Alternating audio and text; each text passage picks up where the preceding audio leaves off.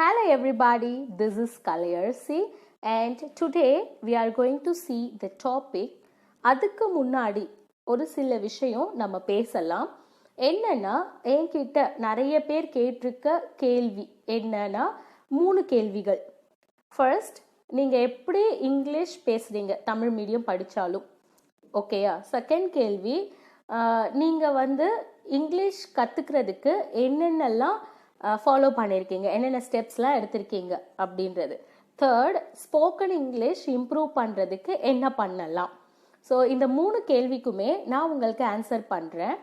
என்னென்னா, ஃபர்ஸ்ட், நான் எப்படி தமிழ் மீடியம் படித்தோம் இங்கிலீஷில் பேசுகிறேன் அப்படின்றதுக்கு செகண்ட் கொஸ்டினோட ஆன்சர் கண்டிப்பாக பேசும். என்னென்னா, நான் என்னென்ன ஸ்டெப்ஸ் எல்லாம் ஃபாலோ பண்ணேன் அதை சொன்னாலே நீங்கள் நான் எப்படி பேசுகிறேன்னு தெரிஞ்சுக்கலாம். அண்ட் தென் ஸ்போக்கன் இங்கிலீஷும் டெவலப் பண்ணிக்கலாம். பட் எல்லாரும் என்ன சொல்வாங்கன்னா, நீங்கள் சின்ன சின்ன சென்டென்ஸ்க்கு இங்கிலீஷில் எப்படி மாற்றுறது அப்படின்னு தெரிஞ்சுக்கிட்டாலே உங்களுக்கு சீக்கிரமாக இம்ப்ரூவ் பண்ணிக்கலாம். அதாவது கிராமர்லாம் படித்து இதெல்லாம் புரிஞ்சிக்கிறதுக்கு ரொம்ப லேட் ஆகும். ஸோ சின்ன சின்ன சென்டென்சஸை எப்படி இங்கிலீஷில் மாற்றலாம் அப்படின்னு தெரிஞ்சுக்கிட்டா ஒரு சிலதை யூஸ் பண்ணலாம் அப்படின்னு சொல்லுவாங்க. Obviously it's correct. ஏன் சொல்கிறேன்னா, எந்த ஒரு விஷயம் படித்தாலுமே அது வேஸ்ட் அப்படின்றது இல்லை. படிப்பை பொறுத்த வரைக்கும் நம்ம எந்த விஷயம் தெரிஞ்சுக்கிட்டாலும், whatever it may be, for example it's related to GK இல்லைனா சயின்ஸ், சோஷியல் சயின்ஸ், எது இருந்தாலுமே நம்ம ஒரு விஷயம் படிக்கிறோன்னா எதனா ஒரு சிச்சுவேஷனில் அது ஹெல்ப் பண்ணும். ஸோ நீங்கள் இந்த மாதிரி கற்றுக்கிறது தப்பு இல்லை. பட் ஒரு பிகினர், எனக்கு சுத்தமாகவே எனக்கு மாற்றவே தெரியலை அப்படின்றவங்களுக்கு என்ன பண்ணலாம் அப்படின்றத நான் சொல்ல போகிறேன். பட் ஒரு சிலர் என்ன பண்ணுவாங்கன்னா, இந்த மாதிரி சீக்ரெட்ஸ் எல்லாம் ரிவீல் பண்ண மாட்டாங்க. ஏன்னா அவங்க additionally they are running classes, right, spoken classes. அதாவது சில இன்ஸ்டிடியூஷனில் ஒரு சில கிளாஸஸ் எடுத்துகிட்டு இருப்பாங்க, அவங்க ரன் பண்ணுவாங்க. அதனால அவங்க சில சீக்ரெட்ஸை ரிவீல் பண்ண மாட்டாங்க. மேபி நம்ம அவங்க இன்ஸ்டியூட்டில் சேர்ந்த பிறகு வேணால் அவங்க சொல்லி கொடுக்கறதுக்கான சான்சஸ் இருக்குது. அது கூட நமக்கு தெரியாது. பிகாஸ் எல்லாரோட way of teaching style differ ஆகும். But I don't want to talk much about that because I don't know their styles, methods, etcetera etcetera. So simply I can teach you how I learnt. So நான் என்ன சொல்கிறேன் அப்படின்னா, இப்போது நான் என்னோட short இன்ஃபோவில் கொடுத்துருப்பேன். நம்ம இங்கிலீஷ் கற்றுக்கிறதுக்கு ஃபஸ்ட்டு ஃபண்டமெண்டல், ஓகே, பேசிக் ஸ்டெப் எதுனா ப்ரெப்போசிஷன். ஸோ ப்ரெப்போசிஷன்ஸ்னால் என்ன, அதோட மீனிங் என்ன, அதை எங்கே யூஸ் பண்ணணும், அதாவது சென்டென்ஸில் எப்படி யூஸ் பண்ணுறது அப்படின்றத நம்ம பார்க்கலாம். ப்ரெப்போசிஷன்ஸ்னால் என்ன? முன் இடைச்சொல், இணைப்பு சொல்னு நம்ம சொல்லலாம். பட் எக்ஸாக்ட்லி முன் இடைச்சொல். ஸோ முன் இடைச்சொல்னா என்ன அப்படின்றத நான் எக்ஸ்பிளைன் பண்ணுறது மூலயமா நீங்கள் புரிஞ்சுக்குவீங்க. இப்போது ஒரு நேம் இருக்குது அப்படின்னா, ஒரு பெயர் இருக்குது அப்படின்னா, அதில் சில சேஞ்சஸ் பண்ணுறதுனால நம்ம கருத்தை டிஃப்ரெண்ட்டாக சொல்ல முடியும். ஐ மீன் வேறு மாதிரி சொல்ல முடியும். இப்போ என்னோட நேம் என்ன? கலை. ஸோ கலை அப்படின்றத எப்படியெல்லாம் சேஞ்ச் பண்ணலாம் அப்படின்னா, கலையின், கலையுடைய, கலைக்கு, இந்த மாதிரி வித்தியாசமாக சேஞ்ச் பண்ண முடியும். அதாவது ஒரு பெயரையே டிஃப்ரெண்ட்டாக சேஞ்ச் பண்ணுறதுனால நம்மளோட கருத்தே என்ன ஆகும்? மாறும், வேறுபாடு அடையும். இப்போ கலையின், கலையின் பெயர், கலையுடைய வீடு, கலைக்கு கொடு, இந்த மாதிரி ஒரு சில அதாவது சேர்க்கும்போது பேரோட அது என்ன ஆகுதுன்னா ஒரு நம்மளோட கருத்தையே வேறுபடுத்துது. ஒரே மாதிரி கருத்தாக இருக்கிறது இல்லை. நம்ம தமிழில் இந்த மாதிரி வாக்கியங்களை வேறு மாதிரி காட்ட முடியும், வேறுபடுத்தி காட்ட முடியும்.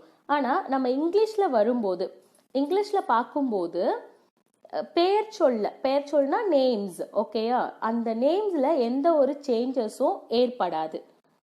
இப்போது கலையின் அப்படின்னா கலையே தான் இருக்கும். கலையில் எந்த ஒரு சேஞ்சஸும் நம்ம இங்கிலீஷில் சேஞ்ச் பண்ண மாட்டோம், மாற்ற மாட்டோம். அதே மாதிரி கலைக்குனாலும் கலை கண்டிப்பாக அப்படியே தான் இருக்கும், அதில் எந்த ஒரு சேஞ்சஸும் இருக்காது. கலையால் அப்படின்னாலும் கலை தான் இருக்கும்.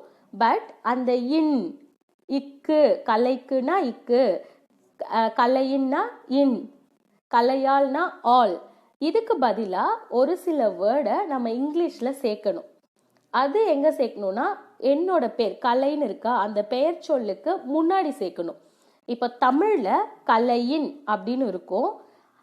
தமிழில் வந்து இன் எங்கே வருது? கலைக்கு அடுத்தது லாஸ்ட்டாக வருது. பட் இங்கிலீஷில் நம்ம மாற்றும் போது இன் கலை அப்படின்னு இங்கிலீஷில் மாற்றணும். இன்னுக்கு ஒரு எப்படி இங்கிலீஷில் சொல்லணும் அப்படின்றத போட்டுட்டு இங்கிலீஷ் வேர்டு போட்டுட்டு அடுத்தது கலை அப்படின்னு எழுதணும்.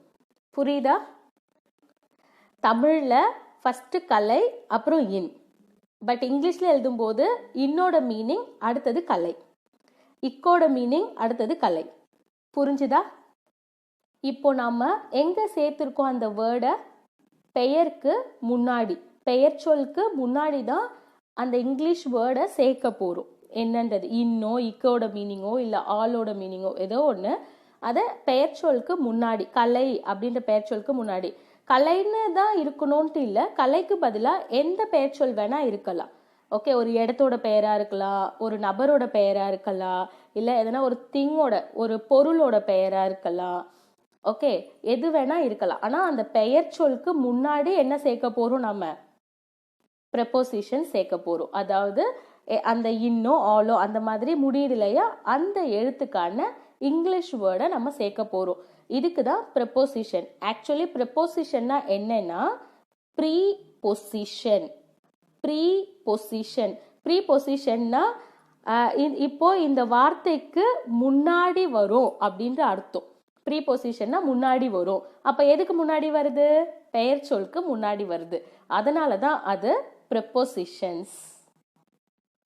இப்போ ப்ரெப்போசிஷன்னா என்னன்னு சொல்லிட்டேன், அது எதுக்கு முன்னாடி வரும்னு சொல்லிட்டேன். ஸோ அது ரெண்டு கேட்டகரியில் வரும். பெயர் சொல்லே வந்து ரெண்டு டைப்பாக சொல்லுவோம். நம்ம ரெண்டு டைப்புக்கு முன்னாடியுமே நம்ம ப்ரெப்போசிஷன்ஸை யூஸ் பண்ணலாம்.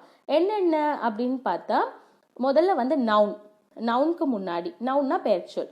ப்ரொனவுன், ப்ரொனவுன்னா துணை பெயர் சொல் அப்படின்ற அர்த்தம்.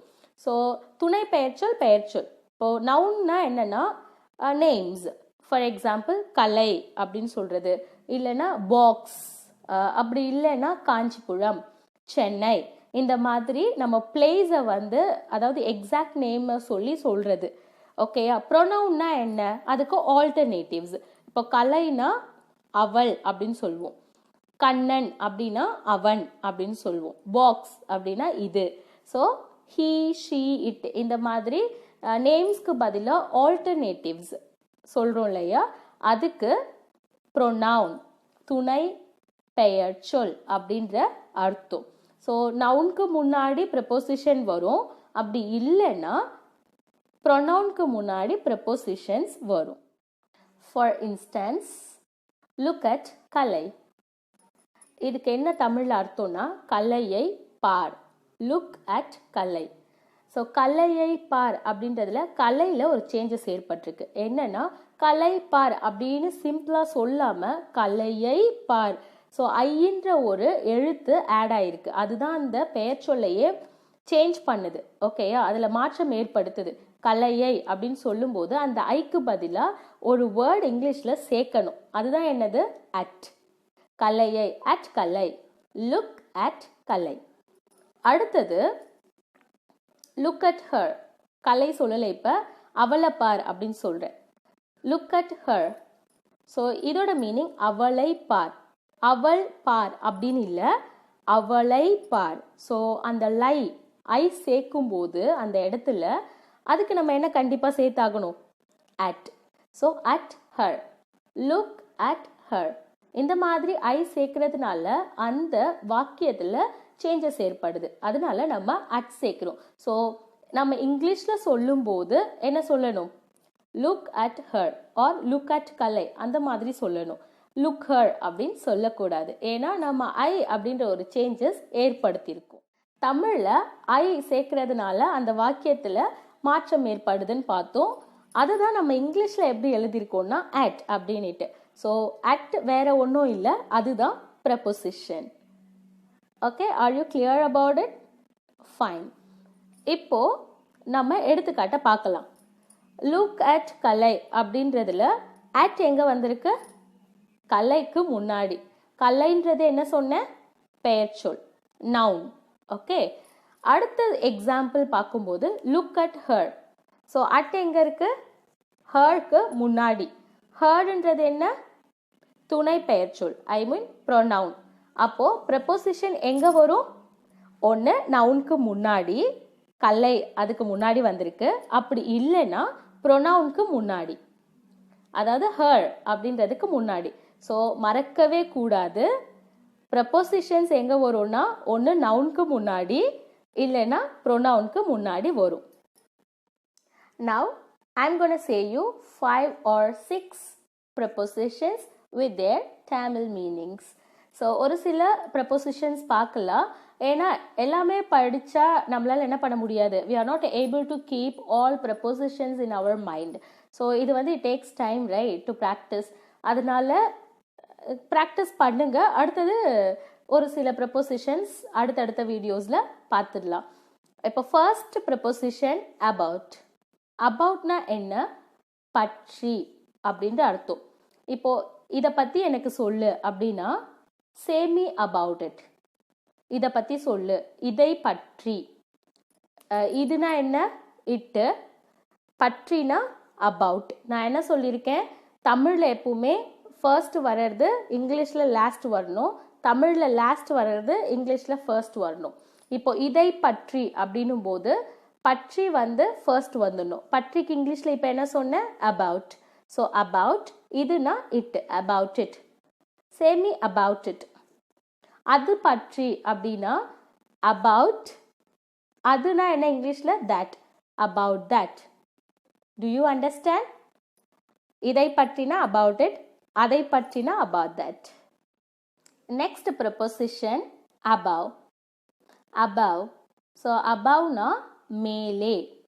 அப்போ on-னா on-னாலும் மேலே தான். இது ரெண்டுத்துக்கும் என்ன வித்தியாசம்? இப்போ இது பவுச், ரைட்? ஸோ இந்த பவுச் மேலே இந்த பென் வச்சுருக்கேன். இது எப்படி இருக்கு? Exactly it is on the pouch. So இது கரெக்டாக பவுச் மேலே இருக்குது. இதை ஆன்னு சொல்லணும், ஏன்னா ஆன் த பவுச், ஏன்னா பவுச் மேலே இருக்குது. இதுவே இப்படி இருக்குது கொஞ்சம் தூரமாக, இந்த பவுச்சுக்கும் இருக்குது கொஞ்சம் டிஸ்டன்ஸ் இருக்குது அப்படின்னா the pen is above the pouch. Okay, கொஞ்சம் தூரம்னா above, எப்படி இருந்ததுன்னா on. ஸோ above-னா என்ன? மேலே அப்படின்ற அர்த்தம். இப்போ for example his face is above her face. அவளோட ஃபேஸ்க்கு மேலே அவனோட ஃபேஸ் இருக்கு. ஸோ மேலே அப்படின்னா என்ன? above. அவளுடைய ஃபேஸ்க்கு மேலே. above, மேலே அப்படின்றது தமிழில் லாஸ்ட்ல இருக்கு, அதை நம்ம ஃபர்ஸ்ட் கொண்டு வரணும். ஸோ மேலேன்றதுக்கு above, அவளுடைய ஃபேஸ், அவளுடைய முகம் அப்படின்றது her face, above her face. அவ்வளோதான். Next preposition according to. according to. according to அப்படின்றதுனா என்ன? படி, அதன்படி, இதன்படி. அதன்படி தான் நான் செஞ்சேன் அப்படி சொல்லுவோம் இல்லையா, அதுதான் வந்து according to. இப்போ ஒரு எக்ஸாம்பிள் சொல்கிறேன். விதிமுறையின் படி. விதிமுறைனா என்ன? ரூல். படி அப்படின்னா என்னன்னு சொன்னேன்? according to.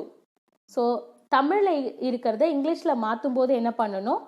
ஃபர்ஸ்ட்டு லாஸ்ட் வரும், லாஸ்ட் ஃபர்ஸ்ட் வரும். ஸோ விதிமுறைனா ரூல், அது லாஸ்ட்ல எழுதணும். படினா according to, அதை ஃபர்ஸ்ட்ல எழுதணும். according to rule.